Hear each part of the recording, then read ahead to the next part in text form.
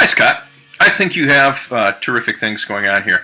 We're looking at the freeform coffee shop poster, stuff at an angle, stuff placed along the page, helping to lead our eye through the information, ending up at the address at the bottom. Decent visual hierarchy, print and bean shop, biggest thing on the page as it should be.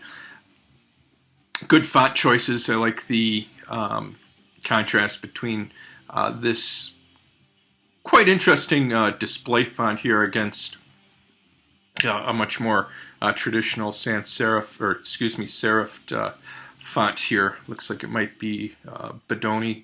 The imagery seems to fit, as does the color schemes. The grid poster, I think you've got some absolutely terrific things going on here. Once again, I think the font choices are good. The color scheme here is very strong. I think it ties in with the idea of coffee and coffee shops quite well. These warm tones, brown tones, contrasted against white. The I totally lost my train of thought there. Imagery.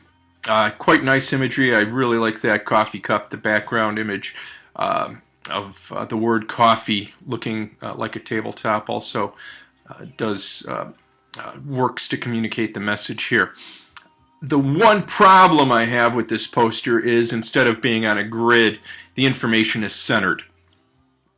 And as we talked about this week and last week, centering isn't necessarily design. Centering is just centering, and there's no reason most times for information to be centered. The grid approach is about vertical and horizontal axes, and most of the time the horizontal axes are represented by the baseline. Vertically, it is usually shown by justification. So text justified to the right or to the left along an axis that runs through the composition. So there might be a bit of text up here that's justified to a vertical axis to the left, and then some down here, and then some text justified to the right over here along a vertical axis. And it's those justifications that suggest the underlying grid. And that's what I would like to see done here, is moving away from centering and more into a grid solution.